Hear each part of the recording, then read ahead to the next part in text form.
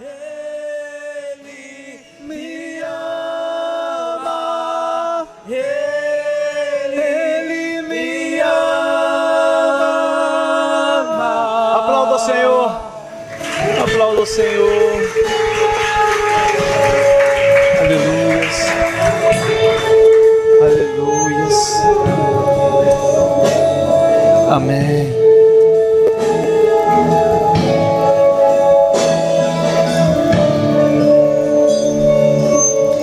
Aleluias.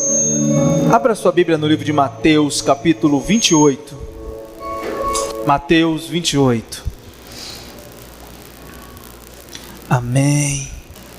28, versículo 18. Mateus 28, 18. Aleluias. Amém. Diz assim a palavra do Senhor no livro de Mateus 28, 18. E, chegando-se Jesus, falou-lhes, dizendo: É-me dado todo o poder no céu e na terra. Portanto, ide, diga assim, ide.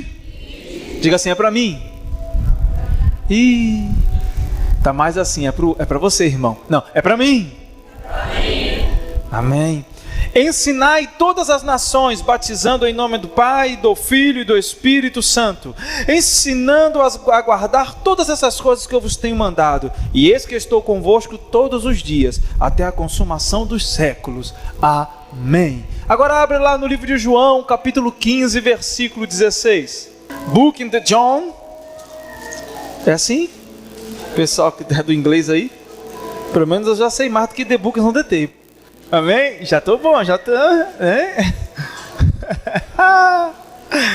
Aleluia. Você que é visitante não repara não, a gente aqui é meio doido, depois piora um pouco, tá? Amém? Depois a gente vai ficando meio esquisito, no meio do culto a gente vai ficando meio esquisito. Aí, o Jesus vem chegando, ele é assim, ele vem de mansinho, como quem não quer nada. Depois ele começa a estrondar, começa a rugir. Aí você não se assusta não, amém? Que ele gosta de fazer, a casa é dele, a casa é de Deus, então deixa ele ter liberdade, amém?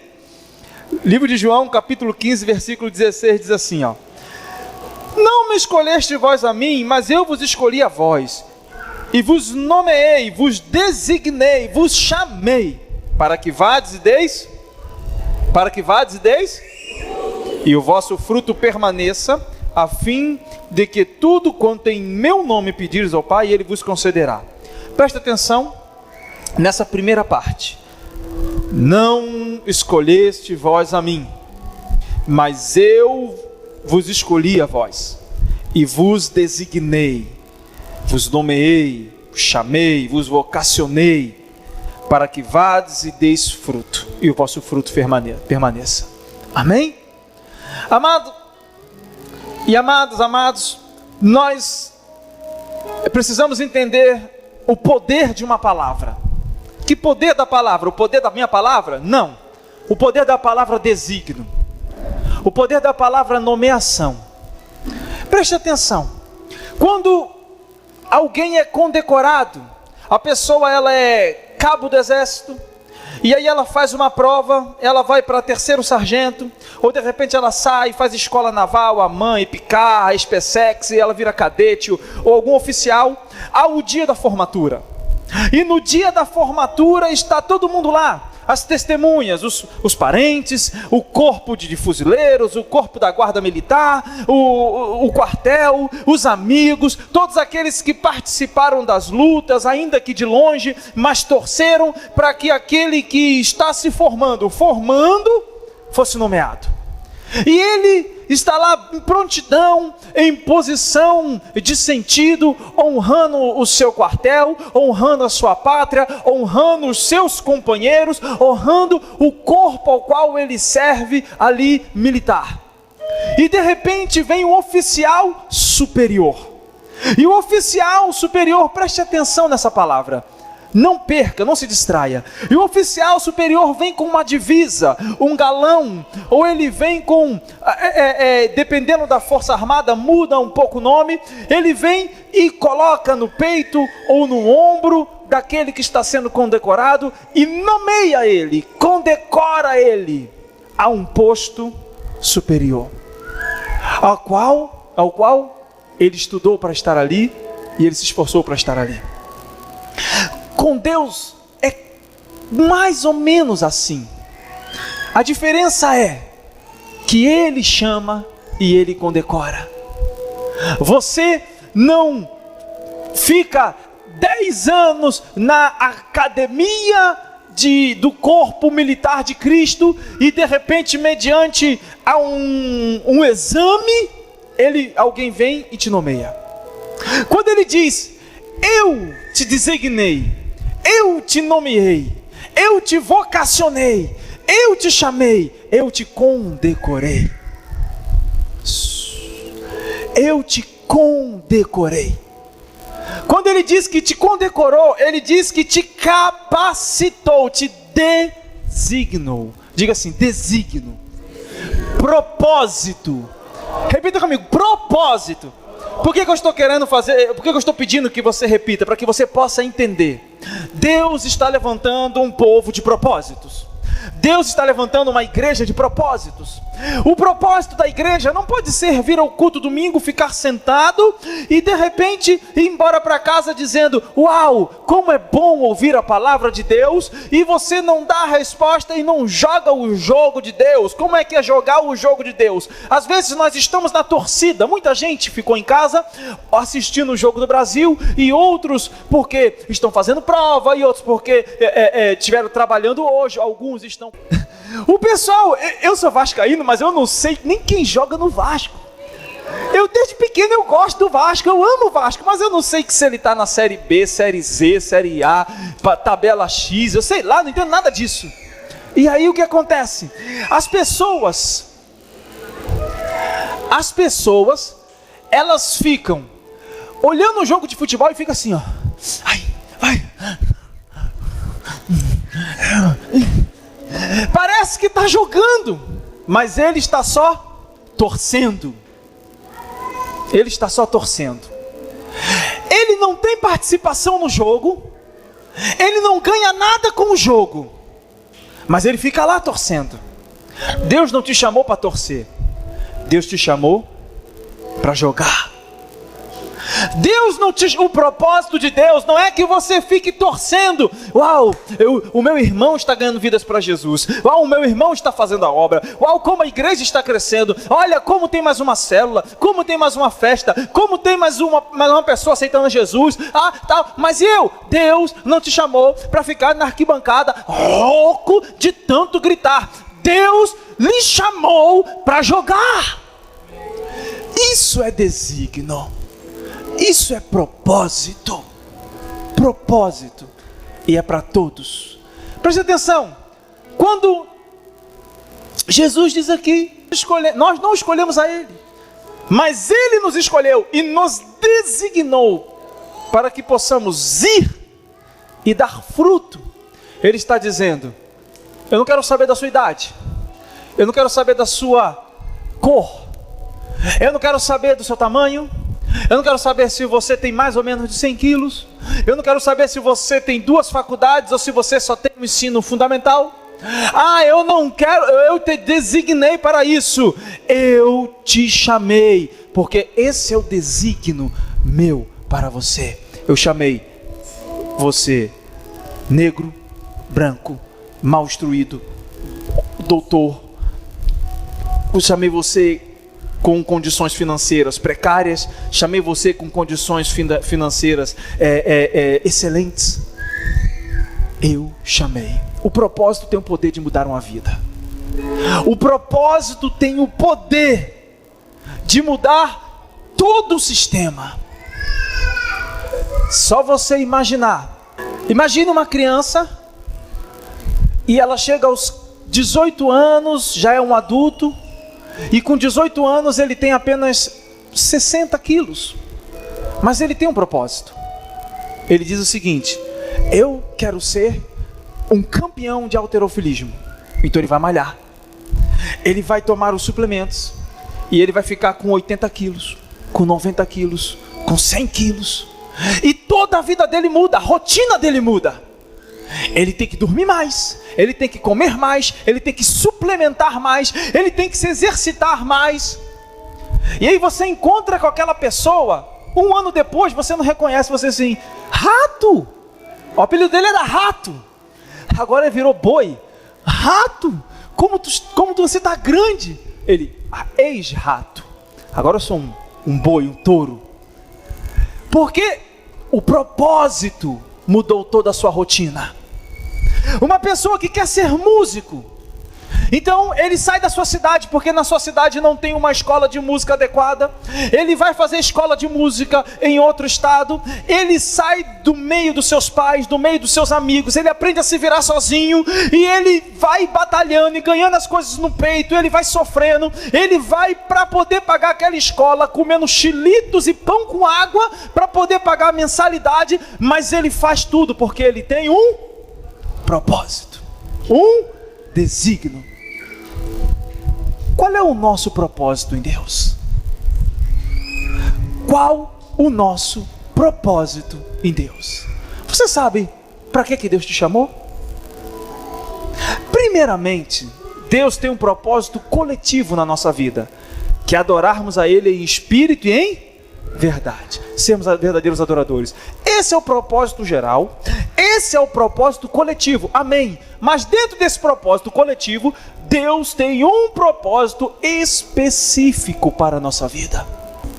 E se nós não estamos cumprindo esse propósito, sinto muito dizer, nós estamos sendo rebeldes diante de Deus. Sabe por quê? Porque rebeldia não é só fazer ao contrário do que Deus manda, é deixar de fazer aquilo que Deus nos designou. É passar batido e ficar apático. Eu não influencio, mas também não falo nada. Fico na minha. E nós vamos tendo resposta para tudo isso. O Senhor sabe, o Senhor compreende, porque vamos ver, né? Deus sabe de todas as coisas. Não! Nós queremos encostar Deus no muro e dizer, Senhor, o Senhor me compreende do meu jeito, porque o Senhor me fez assim, e é assim que né, o Senhor sabe, deixa eu aqui no meu cantinho, quietinho. Não! Há um desígnio para a vida de todo aquele que chega aos pés da cruz. E você tem que reconhecer o seu propósito. O seu propósito não é ir para casa, para o trabalho, do trabalho para a igreja, da igreja para o colégio, para a faculdade, da faculdade para a igreja, da igreja para o colégio, aí volta para a faculdade, para o trabalho. Não! Vivendo um ciclo, como se fosse um hamster dentro daquelas rodinhas que corre e corre e corre e não chega a lugar nenhum. Espiritualmente Deus tem mais. Espiritualmente Deus tem mais para você. Há um crescimento de Deus para a sua vida. Há um oceano de possibilidades. Há um oceano de graça, de amor, de bênção. Há um oceano tão profundo e glorioso que Deus quer que você mergulhe. E às vezes nós ficamos nos contentando em tomar banho na beiradinha. Tá bom aqui de baldinho. Olha a onda. Ai, é mentira. Espírito do mal. É assim. A gente fica contente. Não, tá bom, pastor, eu não quero me incomodar. Deus está levantando uma igreja com propósitos. Deus me deu uma palavra que hoje Ele falou. Essa palavra é a continuação dessa que tu está ministrando hoje. E quando Deus me deu, eu falei, uau, que palavra, Deus, eu vou pregar para a igreja. Aí eu olhando na internet, aí eu vi um amigo meu, eu falei assim, ele está pregando aqui no culto de Santa Ceia da igreja dele, deixa eu olhar. Aí fui olhar, eu falei, mas essa palavra é que o Senhor deu para mim? Por que ele está pregando? O mesmo capítulo, do mesmo jeito? Aí eu falei, Deus, que negócio é esse? Aí Deus falou, você quer ser exclusivo? Eu falei, não é exclusivo. Ele, entenda. Eu estou levantando uma igreja com propósito. Eu estou movendo pastores no Brasil inteiro para pregar uma só palavra, uma só língua, um só espírito, um só povo, um só batismo, comunhão, e o Espírito se derramará sobre o Brasil. Aí eu falei, tá bom, Deus, tá bom, release. Foi mal. Aí ontem, no café de pastores, quando eu fui, a mesma palavra. Aí eu falei assim, Denise, é o que Deus me deu para pregar, o que está acontecendo? Irmãos, você vai ouvir falar como nunca em todos os lugares sobre o papel da igreja na transformação da sociedade. Não cabe a deputados, não cabe a vereadores, não cabe a prefeito, cabe à igreja. Cabe à igreja. Os hospitais vão ficar vazios. Por quê? Irmão, eu sonho com um dia que a gente vai fazer plantão na porta do hospital. Tá com câncer? Vem aqui, antes de ir para o médico, passa aqui. Vamos impor as mãos. Agora vão lá fazer os exames. E a ala de internação vazia. As cadeias virando escolas. Porque quando o Espírito se derrama, o sobrenatural acontece. Se você não acredita, o problema é seu. Eu creio num Deus do impossível. Não consegui entrar ainda na mensagem. Meu Deus. Todos nós temos um propósito primordial. Primeira coisa que eu tenho que saber. Primeira coisa é, eu tenho um propósito na vida? Logicamente, que você tem. Agora, você tem que descobrir. Tem pessoas que vivem uma vida sem propósito. Ela tem o propósito, mas vive como se não tivesse. Ela não vive, ela existe, ela vive a esmo. Ela está aí, o que der, que vier, venha e vamos ver o que acontece. É uma vida a lá Zeca Pagodinho. Deixa a vida me levar. Ei, 1, 2, som. Deixa eu pegar o outro microfone. Presta esse microfone. Amém, obrigado. É uma vida lá Zeca Pagodinho. É uma vida assim, deixa a vida me levar. É uma vida que a pessoa vai vivendo aí do jeito que der. Vida sem propósito. E essa pessoa vai envelhecendo. E quando ela chega lá na frente, ela diz o seguinte: o que eu fiz da minha vida? O que aconteceu? Eu estive na igreja todos esses anos. E eu, para quê? Para ir para o céu. Para ir para o céu você não precisa vir para a igreja. Para ir para o céu você não precisa estar aqui. A igreja não te leva para o céu. Quem te leva para o céu é Jesus. A igreja te caminha no propósito correto. A igreja canaliza você naquilo que Deus quer fazer na sua vida. Vê isso aí para mim, Jadson, por favor. Segunda coisa que eu tenho que saber: quem me introduzirá no meu propósito? Deus me convoca, mas os homens me auxiliam. Deus te convoca, mas os homens vão estar te auxiliando. Quem são os homens?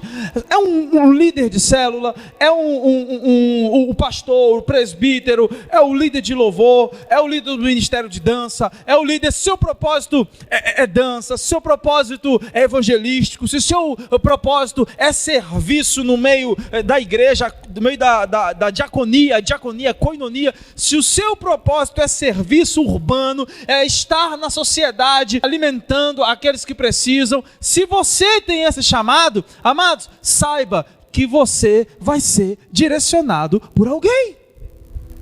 Não tem como fugir disso. Não, mas eu caminho sozinho. Não existe você caminhar sozinho no reino de Deus. Olha a palavra. Quem designou, quem destravou o propósito de Paulo durante todo o tempo, chamando ele para o lugar correto? Barnabé, o Eliseu, Elias, Paulo, Timóteo, Josué, Moisés. Sempre houve alguém responsável por destravar o propósito do outro. Você vai entrar pela porta da salvação. Só que a porta da salvação é o princípio e o meio, mas o fim é o reino. E para te introduzir no reino, para te introduzir no propósito do reino, sempre você vai precisar de alguém lhe auxiliando, lhe cobrindo, lhe amando, orando por você, aparando as arestas, deixando você retinho, para que você possa cumprir o seu propósito. Porque é muito fácil andar sozinho. É muito fácil eu bater no peito e dizer o seguinte: não, eu já sei, eu escuto a Deus, Deus fala comigo. Se você não consegue ser instruído por alguém que você vê, jamais será instruído por alguém que você não vê. E a Bíblia diz que ninguém viu a Deus e jamais o verá e verá. Não tem. Se você não consegue se relacionar, se você não consegue obedecer, se você não consegue respeitar, se você não consegue entrar dentro de um propósito relacional, de uma mutuatividade respeitosa e amorosa com uma pessoa que está ali na sua frente, que você está vendo, que você está sentindo o cheiro, que você sabe que é de carne igual a você, você não vai conseguir cumprir o seu propósito sozinho em Deus. Por isso que a Bíblia diz que todo aquele que se isola está a um passo da ruína, porque é soberbo, e a soberba precede a ruína. Você já viu a primeira atitude de quem está entrando em depressão? Ele começa a se isolar. Daqui a pouco ele vai se isolando, vai se afastando, daqui a pouco ele vai elucubrando pensamentos negativos, daqui a pouco ele vai caindo no próprio precipício que ele está armando, daqui a pouco ele se afunda e morre. E vem todas as outras doenças oportunistas, seu sistema imunológico baixa e ele se acaba. Mas tudo começa com isolamento. Se isola. Aleluias. Terceira coisa, dentro do meu propósito está incluso o evangelismo pessoal, ganhar vidas. Você pode ter qualquer propósito. Você pode querer ser o melhor dentista da cidade. Você pode querer ser o melhor filósofo. Você pode querer ser o melhor empresário da cidade, o maior empresário. Você pode querer ser o melhor professor, a melhor diretora de colégio, o melhor dançarino. Mas o seu propósito pessoal tem que ser ganhar vidas para Jesus. Dar frutos. É passar por um perdido e falar o seguinte: sentir a compaixão, dizer: eu não aceito que eu esteja comendo de um maná espiritual e essa pessoa vivendo dentro de uma pobreza, uma fome espiritual tamanha. Nós nos alimentamos muito, nós estamos gordos espiritualmente. Mas será que nós temos passado à frente aquilo que nós temos aprendido? Será que nós temos olhado para o perdido e dito o seguinte: toma um pouco desse alimento que eu tenho recebido, porque eu tenho demais? Às vezes nós somos egoístas espirituais. Como pode um egoísta ser espiritual?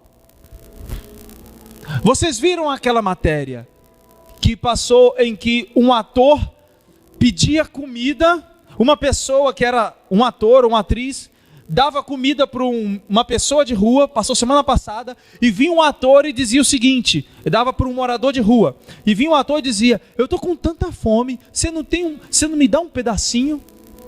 E o interessante é que todos os moradores de rua deram. Todos os moradores de rua repartiram. Só que teve uma moradora de rua que chamou a atenção. Ela disse o seguinte: toma tudo. Imagina aquele lanche quentinho ali do McDonald's, não sei lá, do Bob's. Ela disse para o ator, e o cara não estava mal vestido não. Você vê que quanto menos as pessoas têm às vezes, elas são desprovidas de julgamentos peremptórios e preconceituosos. Então, ela não olhou para a roupa, ela não olhou para o cabelo penteadinho do ator, porque o ator não estava fantasiado de mendigo. O ator estava bonitão, tatuado, fortinho, cabelo arrepiadinho e tal, gel, calça apertadinha. Eu estou com fome, você não tem uma comida aí não? Se a gente assim, essa calça de marca aí, vende ela e compra comida para você. Uma moradora de rua, sabe o que ela fez? Ela disse: toma tudo. Ele se espantou, ele disse: não, mas você não está com fome? Ela: toma, você está com mais fome que eu. Ele ficou assim: você está me dando tudo? Ela: pode comer tudo. E ele falou: posso te dar um abraço? Ela: eu estou tão suja, você quer me abraçar? Aí ele, eu quero te abraçar. E ele abraçou ela. Amados, nós precisamos fazer mais e julgar menos. Repita comigo, fazer mais e julgar menos. Se o seu propósito dentro dele não estiver incluso o ganhar vidas, manifestar o reino de Deus, todos os seus propósitos não serão completos. Não serão completos. Você está vendo que um desígnio, um propósito tem o poder de mudar toda uma rotina. Você não pode acordar dizendo, meu propósito é esperar até chegar domingo para eu ir para a igreja, e no meio da semana eu vou até lá para o pau do demônio da bandeira, aquele negócio lá. Porque eu sei que tem gente que foi. Misericórdia mesmo. Meu irmão, se você quer andar em 2 caminhos, sinto muito. Não, você não vai. Mas é cultural. Depois a gente conversa pessoalmente sobre a transcultura e a cultura do evangelho, que é a contracultura do mundo. Amém? Nós não podemos confundir as coisas. Ou você é, ou não é. Eu nunca vi pé de melancia nascer laranja. Eu nunca vi pé de laranja da banana, pé de banana da ameixa. Cada um produz o fruto segundo a sua semente, segundo o código genético qual foi designado. Há um código genético dentro de uma semente de melancia, dizendo, produza melancia. Deus colocou um código genético dentro de você. Mas eu estou começando, eu estou aprendendo. Amém. Mas tem gente que já era para estar lá na frente, e ainda está fazendo coisas de menino. Tem gente que era para estar lá, ainda está dodói. Ai, meu Deus, tem 3 semanas que o pastor não me liga. Eu fiquei doente. Nós precisamos crescer, amadurecer. Está na hora de uma igreja de propósito se levantar e ter hombridade, ser amalgamado ombro com ombro e ir para frente de batalha, porque Deus quer levantar um exército de generais e não um exército de soldados rasos. Um exército que vai matar a bola no peito e dizer, é comigo mesmo. Um exército que não vai se doer por pouca coisa. Sabe qual é o exército de Deus? Quando Pedro e João, na Porta Formosa, tem um paralítico ali, e aquele homem já estava ali pedindo esmola há muito tempo, e eles disseram, a Bíblia diz que fitando os olhos nele, disse, não tenho ouro e nem prata, mas o que eu tenho lhe dou, levanta-te e anda. E ele entrou naquele lugar glorificando a Deus, e todo mundo ficou surpreso, porque conhecia ele. Mas aí, foi todo mundo correndo aos pés dos apóstolos, dizendo, que maravilha é essa que vocês têm feito? Que coisa linda! E sabe o que eles disseram? Por que vocês estão vindo a nós? Por que vocês estão se prostrando a nós? É o Deus que vive no céu, o Deus de todos os séculos. A Ele glorificai. Sabe qual é a igreja de exército, um exército de generais? É que quando tem a responsabilidade, ele diz assim, olha para mim. Mas quando vem a glória, ele diz, olha para Ele. Olha para Ele. Eu não mereço glória nenhuma. A responsabilidade é minha, mas a glória é dele. Esse é o exército que Deus quer levantar. Não é um exército que busca os seus próprios interesses. 4. Eu cumpro melhor o meu propósito sozinho, ou quando o propósito é meu, eu me esforço, mas quando é coletivo, eu faço o corpo mole. Eu sou coletivo ou eu sou individualista? Tem gente que só entra se ele estiver no meio, se se o negócio for para ele, se o nome dele for aparecer, ou se ele tiver uma pontinha ali que ele apareça, se ele sumir, se ele não tiver, se ele não fizer parte, ele nem aparece, não quero saber. Falta de espírito coletivo. Um exército que Deus quer levantar, o exército de adoradores, é que tem o espírito do rei Davi. Davi foi o último a sentar à mesa, mas quando o exército do Deus vivo estava sendo afrontado por Golias, ele bateu no peito e disse: deixa comigo. Sabe o que eu aprendo? Quando o propósito é individual, eu posso ser o último, mas quando for coletivo, que eu seja o primeiro. Que eu seja o primeiro. Eu sou individualista ou eu sou coletivo? Meu nome está nisso. Eu vou participar, eu vou cantar, eu vou dançar, eu vou fazer alguma coisa ou não? Não, então não vou. Eu vou inventar um negócio, vou ficar em casa, vou passear com a família, eu vou... Individualista, soberbo, presepeiro.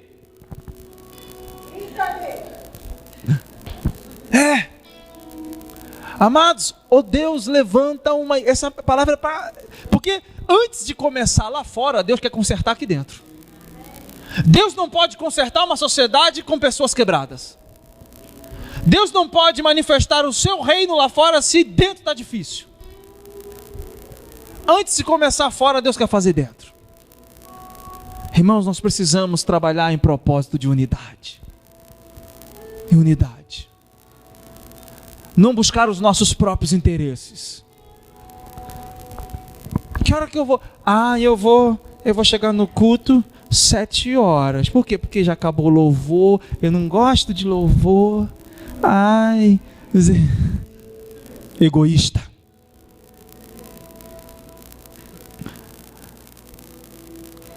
Eu não vou. Se fosse. Quem vai cantar? Quem vai pregar? Quer dizer. Eu fico doido, irmão. Por isso que eu digo. Aí eu oro lá em casa. Eu falo assim: Senhor Deus, deixa eu pegar um pouquinho. Ele: não, porque a ovelha não é sua, a ovelha é minha. Eu falo: tá bom, Senhor, tá bom. Tá bom.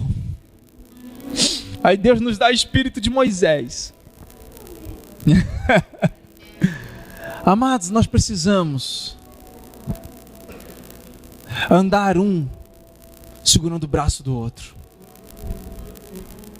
Se você ficar em pé muito tempo assim, seu braço começa a pesar. Agora ele está pesando 5 quilos, daqui a pouco ele começa a pesar 6, daqui a pouco parece ter 1 tonelada. Você fica assim, ó. E a Bíblia diz que os hebreus estavam guerreando, e quando Moisés estendia a mão, o povo vencia. Quando Moisés baixava, o povo ia perdendo. Mas aí Deus levantou Arão e Hur. Moisés ficava com os braços levantados, e ele ganhou a guerra. Sabe o que eu aprendo, irmão? Eu aprendo que se não fosse esses dois segurar o braço de Moisés, esse povo ia perder a guerra. Nós precisamos de pessoas, quando os nossos braços estiverem cansados, dizer o seguinte: deixa eu entrar embaixo, deixa eu aguentar. Esse é o papel dos líderes de célula. Esse é o papel do líder de louvor, do segundo líder. Esse é o papel do evangelista. Esse é o papel dos pastores auxiliares, dos presbíteros. Esse é o papel da diaconia. Esse é o papel dos líderes de ministério. Trabalhar em unidade, cumprir o propósito. Esse é o papel seu, esposa. E esse é o papel seu, marido.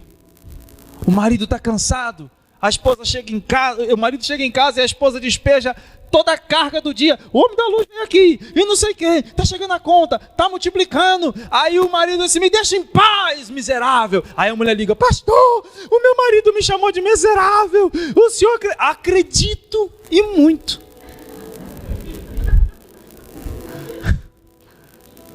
Calma, espera ele chegar. Ou minha esposa dá ideia boa: faz uma massaginha no pé. Ficou difícil para vocês, né, mulher? Mas depois tem um retorno, uma massaginha. Amém? Espera ele tomar um banho. Espera ele sentar na frente da caixa da perturbação. A gente tem televisão, a gente ama a televisão, Mas quando o homem senta na frente da televisão, ele esquece de tudo. Ele esquece que tem filho, ele esquece que tem mulher, ele esquece de tudo. E isso irrita a mulher. E irrita muito a mulher. E a mulher fica irritada com razão. Com razão. Não é sem razão, não. Espere ele sentar na frente da caixa da perturbação. Não fala com ele, porque ele não vai te responder. O máximo que ele vai dizer é verdade. A única coisa que você pode falar com ele é: amor, tem 50 aí? Tem 100 aí? Ele, tem. Aí você pode dar facada. Aí os homens vão me bater. Espera ele sentar, mulher. Depois que ele tiver descarregado, aí você fala: amor, o homem da luz, o seu filho tirou nota baixa, o nosso filho tirou nota baixa, e aconteceu isso, brigou no colégio, a diretora, não sei o que e tal. Aí ele já está tranquilo. Antes da comida, porque depois da comida já era. Depois da comida só é ronco, e barulhos, e muitos barulhos. Amém? Amém? Glória a Deus. Então você não pode ser individualista. O seu propósito é coletivo. Deus te chamou para andar junto. Último, tenho satisfação pessoal cumprindo o meu propósito? Se eu não tiver satisfação pessoal cumprindo o meu propósito virou um peso. É um cargo. Não é um encargo. Deus tem um encargo para você. Deus chamou todo mundo. Não adianta teimar com Deus. Vai, Moisés. Eu não vou chamar outro. Moisés, mas se me disserem, perguntaram quem eu sou, não importa quem você é, diga que eu sou, estou adivinhando. Não é você, é eu sou contigo. Mas eu sou gago, Moisés. Eu sou quem dá língua ao mudo, quem dá olhos ao cego, quem dá ouvido ao surdo. Não sou eu, Moisés. Mas se me perguntarem os sinais, o que eu vou dizer? Joga essa bengala no chão aí, joga esse cajado no chão, Moisés.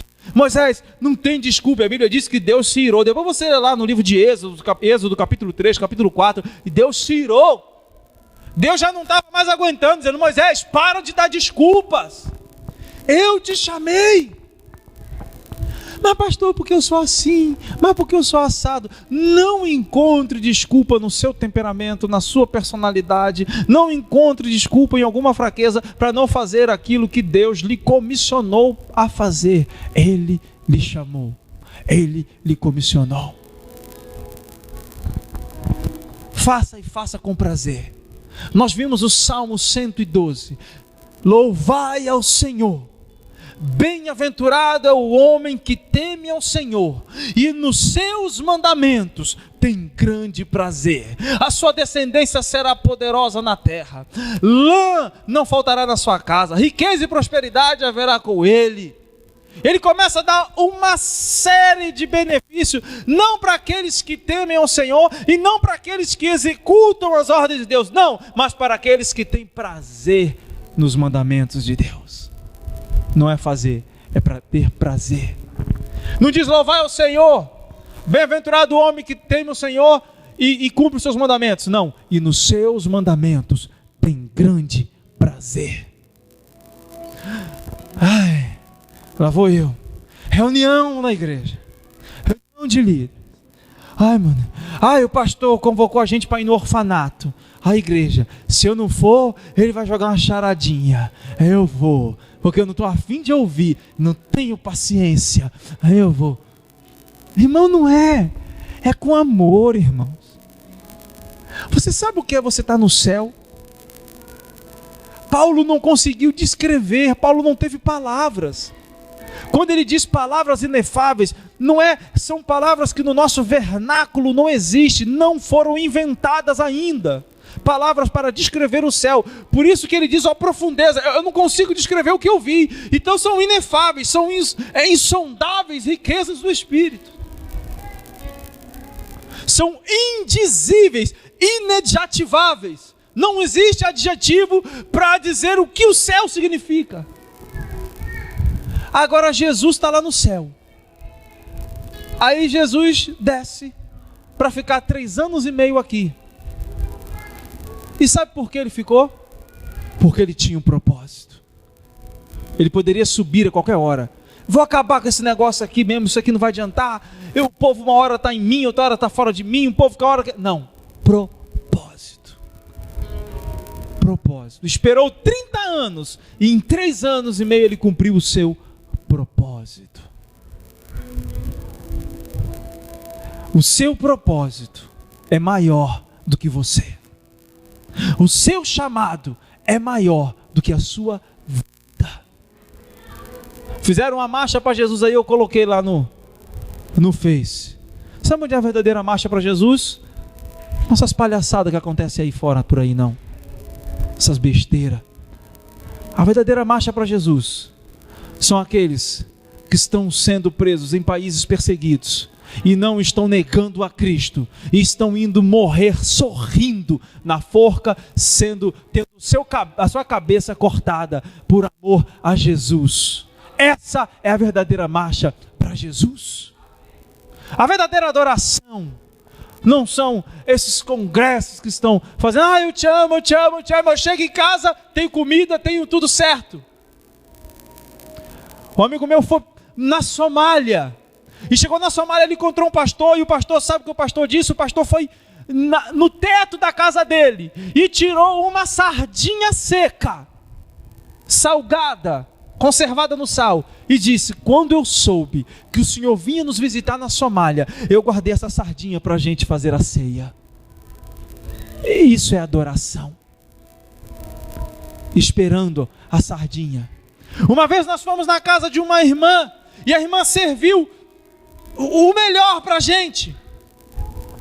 Quando nós soubemos um dia depois que ela só tinha aquilo ali para a família toda, mas nós, como corpo de líderes, isso não foi aqui em Juazeiro, nos quebrantamos, choramos, e o que Deus fez na vida daquela irmã, através do quebrantamento que houve na igreja, foi algo que essa irmã colhe até hoje. Ela quietinha, não falou nada. Pastor, eu só tenho essa comida, amanhã eu vou morrer de fome, mas eu vou dar para vocês. Não, ela botou lá. E aí, irmã, tá tudo bem? Tá tudo bem, Deus tem abençoado aqui em casa. Mas isso é adoração. Você acha que se eu soubesse que aquilo ali era o último que ela tinha, você acha que eu ia comer? Você acha que eu ia conseguir comer? Não, mas vamos no mercado, pelo amor de Deus, como é que você faz? Mas ela não deixou transparecer. Irmão, Deus quer levantar uma igreja de propósitos. Palavra de hoje, propósito. Você não pode entrar por essa porta para ouvir uma palavra. Ouvir uma palavra você ouve no rádio, você ouve, mas o seu propósito é ter a sua vida transformada para transformar de muitos. Agentes transformadores. E aí semana que vem eu vou te dizer como começa o propósito de transformação na nossa vida. Como é que Deus faz, e às vezes a gente não entende o que Deus está fazendo e até atribui o que Deus está fazendo para o diabo. É diabo? Não é diabo não, é Deus que está fazendo. E às vezes a gente não entende. E aí quando Deus vem, o milagre acontece em nós, Deus nos usa. Vou estar falando semana que vem. Amém? Se coloque de pé. Aleluias. Ele tem ciúmes de mim, o seu amor. Aleluias. Glórias a Deus. Eu vos chamei, vos designei para que vá e dê fruto. Feche os seus olhos antes de orarmos pelos enfermos. Aleluias. Senhor, que o teu Espírito, ó Pai, que o teu Espírito venha estar trabalhando, ó Pai, essa semana. Que o teu Espírito, ó Pai, através dessa palavra, possa estar operando e liberando o propósito, destravando, Senhor Deus, o propósito de cada um. E eu gostaria de orar por você agora. Presta atenção, presta atenção. Que quer se encontrar no seu propósito e que quer cumprir o propósito que Deus lhe designou. Primeira coisa, você tem que estar em Cristo. Segunda coisa, Ele vai te chamar para um propósito específico, coletivo específico. Terceira coisa, através desse propósito você vai manifestar o reino de Deus. Amém? Eu gostaria de orar por você. Pastor, eu quero, mas eu não consigo. Há algo mais forte que eu que me prende. As dificuldades, a família. Meu amado, Deus que comissiona é o Deus que te capacita. Amém? Eu gostaria de orar por você. Se você ainda não aceitou a Cristo como Senhor e Salvador,